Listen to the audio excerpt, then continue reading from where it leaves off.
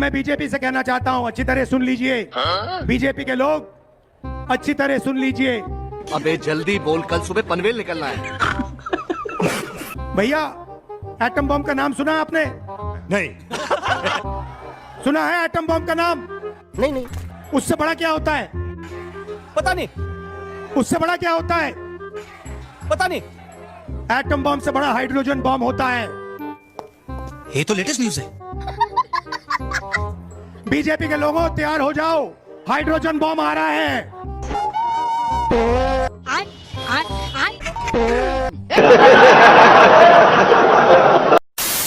ED की बातें मत मानिए। ईडी जो है वो मोदी जी की प्राइवेट एजेंसी है जिससे सरकारें गिराई जाती है, लोगों को डराया धमकाया जाता है। कांग्रेस को गलत चुन लिया, हमें कोई डरा नहीं सकता। क्या बात कर रहे हैं? अरे भैया, ये है धोखाधड़ी, इसलिए केस चलेगा। बीच पे ना बोले, शांत कराइए। बीच पे ना बोले, शांत कराइए। नहीं, जलेबी भाई तो आपको बुलाते हैं लोग। हरियाणा में आप जलेबी तो बना रही थी। तो आप तो दलाल हो, आप तो पत्रकार रह के दलाली करती हो। आप बौखला गई, दिल्ली बौखला गई। वो एक हैबिट है। कोई बात नहीं, मूर्खता की बातें करते हैं आप। बीच में टॉपिक अधिवक्ता होकर महामूर्खता की बातें कर रहे हैं। बरनौल है, बरनौल लगाइए। चली हुई है, बस ना हो जाए। से उसको बेच कर पैसा दिया जा सकता था। आप लगाइए।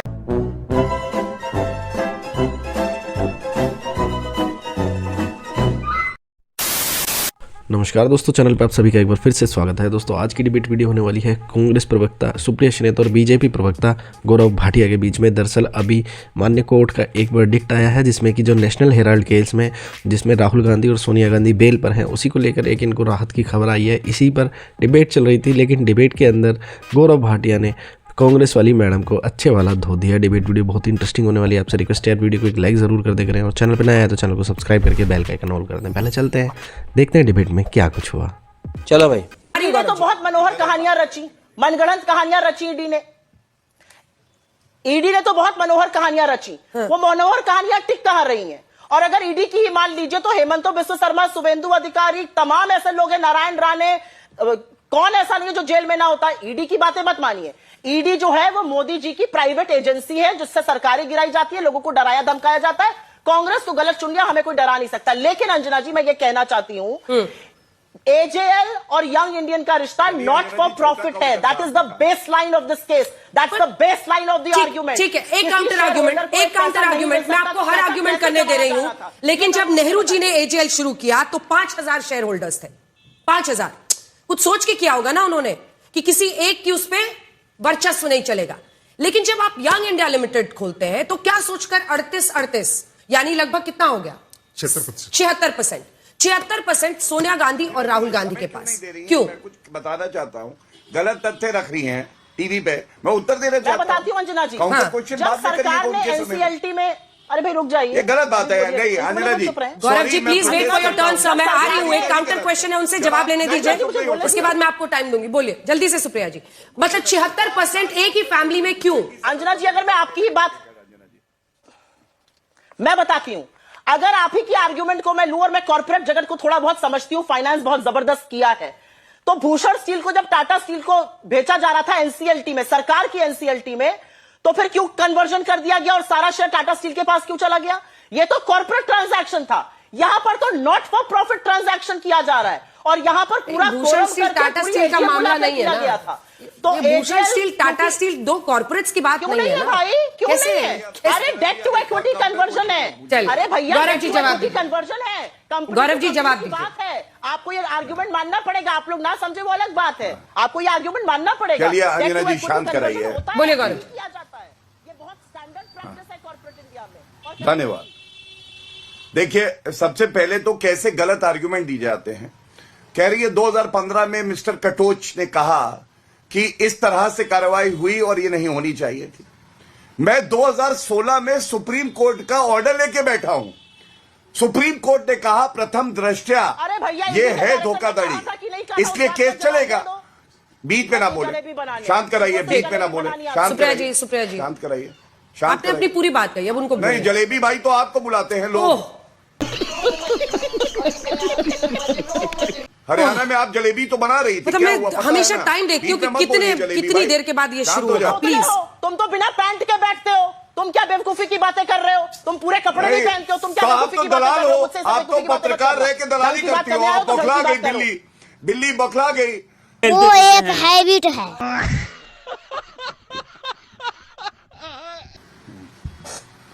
अंजना जी, सबसे पहले तो a spade should be called a spade.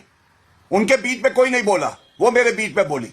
सबसे पहले जो सही है उसे सही कहना जरूरी है।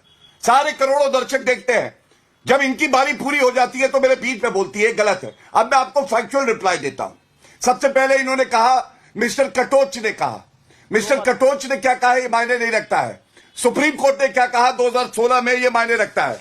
सुप्रीम कोर्ट के ऑर्डर की एक लाइन पढ़ रहा हूं, ये 2016 का जून का ऑर्डर है। In rejecting the prayer for quashing the proceedings against the petitioners is concerned, we find no justification in interfering therewith. इसका मतलब हम इंटरफेयर नहीं करेंगे। दूसरी बात इन्होंने देखिए कहा 2000 करोड़, भाजपा मूर्ख। अरे मूर्ख कौन है? भारतीय राजनीति में हर कोई जानता है। अब मेरे हाथ में हाईकोर्ट का जजमेंट है, ये देखिए हाईकोर्ट का जजमेंट है और इसकी तारीख है 7 दिसंबर 2015। क्या कहता है high court? Considering the fact that AGL has sizable assets of 2,000 crore, it needs to be explained by petitioners as to what was the need to assign huge debt of 90 crores when this debt could have been easily liquidated by AGL from its sizable assets. अगर हिंदी में translate कर दूं, क्या जरूरत थी जब 2000 करोड़ रुपए के आपके असेट्स हैं कि आपने 90 करोड़ का डेट लेके और जो है सारे शेयर ले लिए।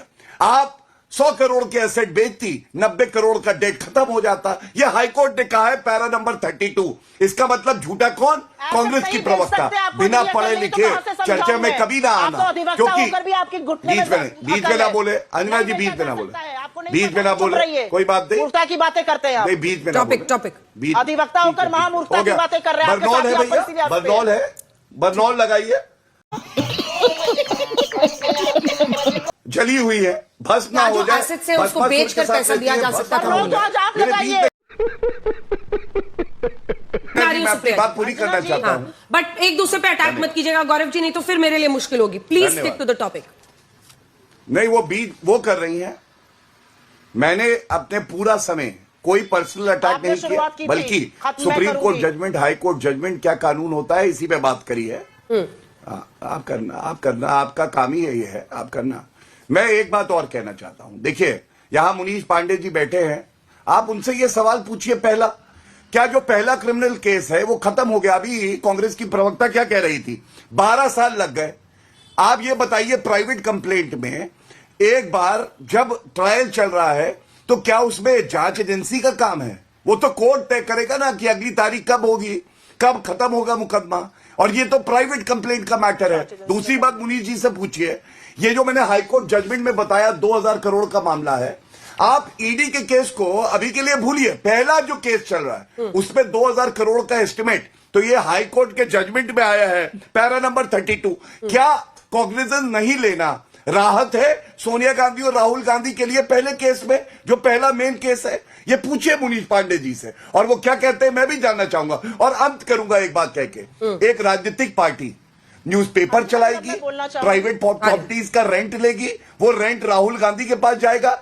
एक प्रॉपर्टी ऐसी थी जिससे 60 लाख रुपए महीना रेंट आता था अंजना जी, 50 लाख रुपए देके 2000 करोड़ रुपए के एसेट्स ले लिए, जब नेशनल हेराल्ड की एक प्रॉपर्टी से 60 लाख रुपए महीना रेंट आता था। ये कहा जा रहा है, कृपया करके बताएं। और अंत करूंगा एक बात और कह के, इन्होंने कहा प्रॉपर्टी ट्रांसफर नहीं हो सकती है, ये तो लीज पे दी गई है।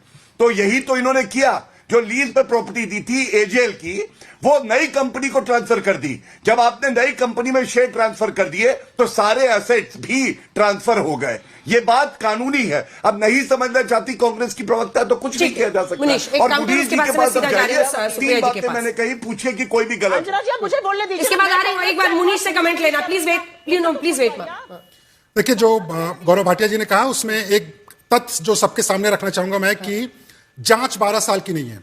मामला शुरुआत में कोर्ट में था, लोअर कोर्ट में याचिका दायर की गई थी, जिसके खिलाफ में फिर हाई कोर्ट में गया और फिर सुप्रीम कोर्ट में गया, और सारी कोर्ट के जो डायरेक्शन थे वो यही थे कि इस मामले में जांच होनी चाहिए, क्योंकि जो तथ्य हैं उनसे इनकार नहीं किया जा सकता। और तथ्य उसमें जो आरोप लगाए गए थे कि कहीं ना कहीं पूरा मनी लॉन्ड्रिंग का मामला, उसके बाद में ईडी ने जांच शुरू की। हाँ, 4-5 साल की जांच जरूर ईडी ने की है, उसमें सोनिया गांधी, राहुल गांधी और बाकी तमाम जो लोग हैं उनके स्टेटमेंट रिकॉर्ड हुए थे। दूसरा, जो ईडी ने बड़े आरोप इसमें लगाए हुए थे, और ये सबको समझने की जरूरत है, मामला सिर्फ प्रॉपर्टीज तक लिमिटेड नहीं था। जो young India private limited company बनाई गई थी वो सेक्शन 25 ऑफ इनकम टैक्स के तहत बनाई गई थी, यानी कि आप किसी तरीके का मुनाफा नहीं कमा सकते हैं, लेकिन फिर भी जो आपको रेंट के जरिए पैसा आ रहा था, जो फेक इनवॉइसेस वहां पे थी, और ये सारे आरोप हैं, ये तथ्य हमारे नहीं है, ये ईडी के तथ्य हैं। ईडी ने ये आरोप पत्र में दाखिल किए हैं, इसके लिए मैं बता रहा हूं। ये जो बोल रहे हैं, आप गलत फैक्ट्स बोल रहे हैं।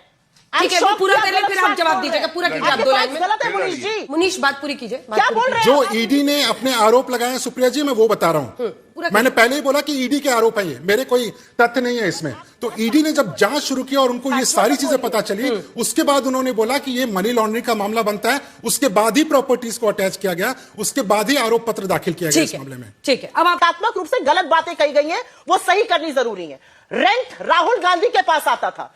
राहुल गांधी एक नॉट फॉर प्रॉफिट कंपनी के शेयर होल्डर है, एक पैसे का रेंट उनके पास नहीं आता है। अधिवक्ता तो आप कैसे, वो तो सारी दुनिया जानती है, आपको कॉर्पोरेट की भी थोड़ी बहुत समझ नहीं है। यहां पर कहा गया एसेट ट्रांसफर हो गए, एक एसेट एजेएल का ट्रांसफर नहीं हुआ है यंग इंडियन को, सारा का सारा एसेट यंग इंडिया का यंग इंडिया के पास ही है। बीच में मत बोलिए ना पत्रकार अच्छी गौरव जी।